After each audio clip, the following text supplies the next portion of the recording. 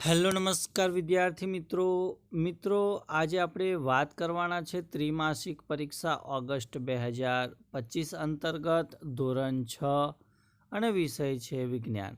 તો મિત્રો વિજ્ઞાનના પેપરનું સંપૂર્ણ સોલ્યુશન આ વિડીયોની અંદર આપણે જોવાના છે. તો આ વિડીયોને અંત સુધી જોવાનું ભૂલતા નહીં. ચેનલ ઉપર જો પ્રથમ વખત આવેલા હો તો ચેનલને પણ જરૂરથી સબસ્ક્રાઈબ કરી દેજો. તો વાત કરીશું પ્રશ્ન નંબર 1 કે આપેલા વિકલ્પોમાંથી સાચો વિકલ્પ પસંદ કરી આપણે જવાબ આપવાનો છે. પહેલો પ્રશ્ન છે કે નીચેના પૈકી કયો ખાદ્ય પદાર્થ વનસ્પતિજ પેદાશ છે? તો એ આવશે સરસવ. અહીંયા આપણે ઘી પણ લઈ શકાય છે, જે વનસ્પતિ ઘી આવે છે તે. પણ અહીંયા વનસ્પતિ જ તો આપણે સરસવ લખવાનું છે. બીજું છે કે નીચેના પૈકી કયો ખાદ્ય પદાર્થ પ્રાણીજ પેદાશ છે? તો એની અંદર આવશે માંસ. ત્રીજું છે કે નીચેના પૈકી કયો પદાર્થ વનસ્પતિજ પેદાશ નથી તેમજ પ્રાણીજ પેદાશ પણ નથી? તો એ આવશે ખાંડ. ચોથું છે કે શાકભાજી અને ફળો કોણ આપે છે? તો જવાબ આવશે વનસ્પતિઓ. પાંચમો પ્રશ્ન છે કે ગાજરના છોડનો કયો ભાગ ખાવા માટે ઉપયોગમાં લેવાય છે? તો એ આવશે મૂળ. પ્રશ્ન 1બ છે કે આપણે ખાલી જગ્યા પૂરવાની છે. એમાં પહેલી ખાલી જગ્યા જોઈએ તો હરણ માત્ર વનસ્પતિની પેદાશ ખાય છે માટે તે ખાલી જગ્યા છે, તો એને આપણે તૃણાહારી કહેવાય. આપણે ખાલી જગ્યા પીએ છીએ જે ગાય, ભેંસ અને બકરીમાંથી મળે છે તે પ્રાણીજ પેદાશ છે, તો એ આવશે દૂધ. ખાંડ આપણને ખાલી જગ્યામાંથી મળે છે, તો જવાબ આવશે શેરડી. ચોથું છે કે વિટામિન સીની ઉણપથી ખાલી જગ્યાનો રોગ થાય છે, તો એ જવાબ આવશે સ્કર્વી. પાંચમું છે કે ખાલી જગ્યા વિટામિન ડીની ઉણપથી થાય છે, તો જવાબ રહેશે સુક્તાન. પ્રશ્ન 2 વિધાન સાચા છે કે ખોટા એ જણાવવાનું છે. ત્રુટિજન્ય રોગોનો અટકાવ સમતોલ આહાર ખાવાથી થઈ શકે છે, તો આ વિધાન સાચું છે. બીજું છે કે શરીર માટે સમતોલ આહારમાં વિવિધતાસભર ખાદ્ય પદાર્થો હોવા જોઈએ, તો એ વિધાન પણ સાચું છે. ત્રીજું છે કે શાક તરીકે વપરાતી કોબીજ એ કોબીજના છોડનો પર્ણ ભાગ છે, તો વિધાન ખોટું છે. ચોથું છે કે વનસ્પતિના મૂળ, પ્રકાંડ, પર્ણ અને ફૂલ ખોરાક તરીકે વપરાતા નથી, તો એ વિધાન સાચું છે. પાંચમું છે કે સરસવના પાંદડામાંથી તેલ નીકળે છે, તો એ વિધાન સાચું છે. ત્યારબાદ પ્રશ્ન 2બ જોઈએ કે એક વાક્યની અંદર આપણે પ્રશ્નોનો ઉત્તર લખવાના છે. પહેલું છે કે દૂધના ઉત્પાદનો કયા કયા છે? તો દૂધના ઉત્પાદનો દહીં, છાશ, માખણ, ઘી, પનીર, ચીઝ, મલાઈ વગેરે છે. બીજું છે કે તૃણાહારી પ્રાણીઓના 4 નામ આપો. તો તૃણાહારી પ્રાણીઓના નામ જોઈએ તો હરણ, સસલું, ઊંટ અને હાથી છે. ત્રીજો પ્રશ્ન કે આહારના મુખ્ય પોષક દ્રવ્યો કયા કયા છે? તો આહારના મુખ્ય પોષક દ્રવ્યો કાર્બોદિત, પ્રોટીન, ચરબી, વિટામિન અને ખનિજ ક્ષારો છે. ચોથું છે કે કોપર સલ્ફેટનું દ્રાવણ કેવા રંગનું હોય છે? તો કોપર સલ્ફેટનું દ્રાવણ વાદળી એટલે કે ભૂરા રંગનું હોય છે. પાંચમું છે કે સ્ટાર્ચ આયોડિનના દ્રાવણ સાથે કયો રંગ આપે છે? તો સ્ટાર્ચ આયોડિનના દ્રાવણ સાથે ભૂરો કાળો રંગ આપે છે. પ્રશ્ન 3 છે કે નીચે આપેલા પ્રશ્નોના આપણે ટૂંકમાં ઉત્તર લખવાના છે. એમાં પહેલો પ્રશ્ન કે આપના ખોરાકના મુખ્ય ઘટકોના નામ જણાવો. તો આપણા ખોરાકના મુખ્ય પોષક ઘટકોના નામ તમે અહીંયા જોઈ શકો છો. કાર્બોદિત, પ્રોટીન, ચરબી, વિટામિન, ખનિજ ક્ષાર. આ ઉપરાંત પાચક રેસા અને પાણી પણ ખોરાકમાં સામેલ છે, જે શરીરને ઉપયોગી ગણાય છે. ત્યારબાદ પ્રશ્ન બીજો છે, જેની અંદર આપણે તૃણાહારી પ્રાણીઓ અને માંસાહારી પ્રાણીઓ વચ્ચેનો તફાવત જોવાનો છે. તો એમાં તૃણાહારી પ્રાણીઓમાં જોઈએ તો આ પ્રાણીઓનો મુખ્ય ખોરાક વનસ્પતિ છે, જેમ કે પાંદડાઓ, ફળો અને છોડના અન્ય ભાગો. તેમનું પાચન તંત્ર લાંબુ હોય અને તેમાં જટિલ પાચન પ્રણાલી હોય, કારણ કે વનસ્પતિમાં સ્મૂથ રીતે પચાવવા માટે વધુ સમય અને વિશિષ્ટ પાચન જટિલતા જરૂરી છે. જ્યારે માંસાહારી પ્રાણીઓ મુખ્યત્વે અન્ય પ્રાણીઓનું માંસ ખાતા હોય છે, તેમનું પાચન તંત્ર તૃણાહારી પ્રાણીઓના તુલનાએ ટૂંકું અને સરળ હોય છે, કારણ કે માંસ પચાવવા સરળ છે. પ્રશ્ન 3 છે, જેની અંદર આપણે વૈજ્ઞાનિક કારણ આપવાનું છે કે બિલાડી મિશ્રાહારી પ્રાણી છે. તો બિલાડી ઉંદર અને નાના પક્ષીઓનો ખોરાક તરીકે ઉપયોગ કરે છે. વળી તે દૂધ, રોટલી અને અન્ય રાંધેલો ખોરાક પણ ખાય છે. આમ બિલાડી ખોરાક તરીકે નાના પ્રાણીઓ અને વનસ્પતિજ પેદાશો એમ બંનેનો ઉપયોગ કરે છે. તેથી બિલાડી મિશ્રાહારી પ્રાણી ગણાય છે. ત્યારબાદ આપણે નીચેના પદાર્થોનું વનસ્પતિ પેદાશો અને પ્રાણીજ પેદાશોમાં વર્ગીકરણ કરવાનું છે. અહીંયા તમે જોઈ શકો છો. તો પહેલાં વનસ્પતિ પેદાશમાં સરસવ, હળદર, ખાંડ, રાજમા, ગુંદર, મગફળી, લોટ અને શીંગતેલ આવશે.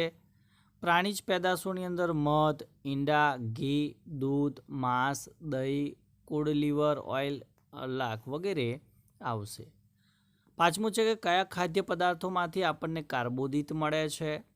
તો કાર્બોદિતના સ્ત્રોતની વાત કરીએ તો ઘઉં, ચોખા, બાજરી, મકાઈ જેવા ધાન્યોમાંથી કાર્બોદિત મળે. બટાકા અને સક્કરિયા જેવા કંદમૂળમાંથી કાર્બોદિત મળે.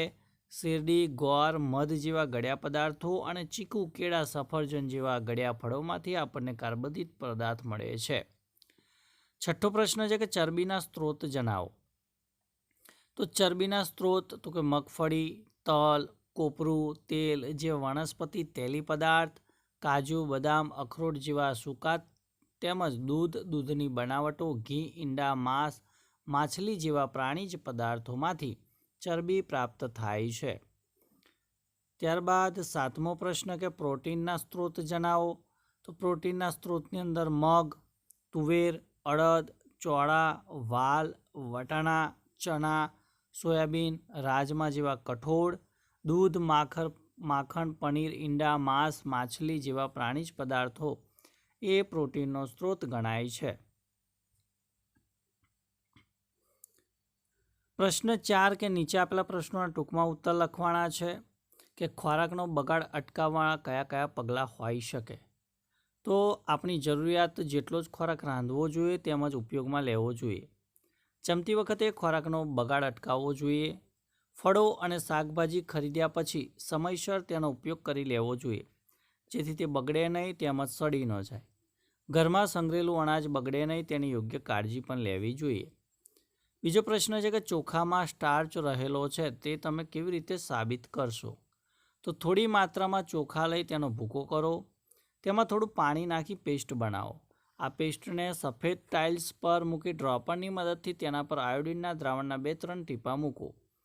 આમ કરતાં આયોડિનનો પીળો રંગ ભૂરા કાળા રંગનો થશે. આ પરથી ચોખામાં સ્ટાર્ચ રહેલો છે એ આપણે સાબિત કરી શકીએ છીએ.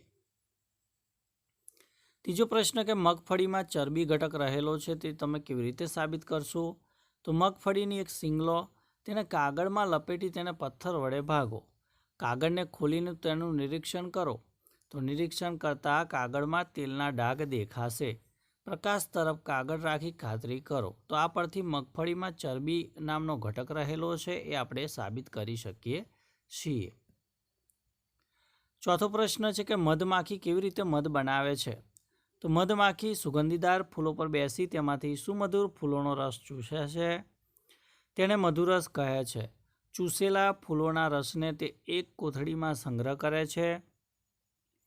જ્યારે ફૂલોનો રસ અમુક પ્રમાણમાં એકઠો થાય ત્યારે તેને પોતાના મધપૂડામાં જઈ ત્યાં સંગ્રહ કરે છે અને આમાંથી મધનું નિર્માણ થાય છે, જે મધપૂડામાં પોતાના ખોરાક તરીકે સંગ્રહાયેલું રહેતું હોય છે. 5મો પ્રશ્ન છે કે ખોરાકની દ્રષ્ટિએ પ્રાણીઓને કયા 3 વિભાગમાં વહેંચવામાં આવે છે. તો ખોરાકની દ્રષ્ટિએ પ્રાણીઓને નીચે 3 વિભાગમાં વહેંચવામાં આવે છે, જેમ કે તૃણાહારી પ્રાણીઓ તો હરણ અને સસલું, માંસાહારી પ્રાણીઓ તો ચિત્તો અને સિંહ, અને મિશ્રાહારી પ્રાણીઓ તો કે મનુષ્ય અને રીંછ. પ્રશ્ન 5ની અંદર આપણે સવિસ્તર જવાબ આપવાના છે. એમાં પહેલો પ્રશ્ન છે કે વાનગીમાં રહેલી ખાદ્ય સામગ્રી અને તે ખાદ્ય સામગ્રીના સ્ત્રોત જણાવવાના છે. તો વિદ્યાર્થી મિત્રો, તમે એનો જવાબ છે એ જવાબ અહીંયા સ્ક્રીન ઉપર જોઈ શકો છો. તો એ મુજબ તમારે અહીંયા ખોરાક તરીકે વનસ્પતિના ભાગ છે, એના સ્ત્રોત છે. જે તમે અહીંયા જોઈ શકો છો.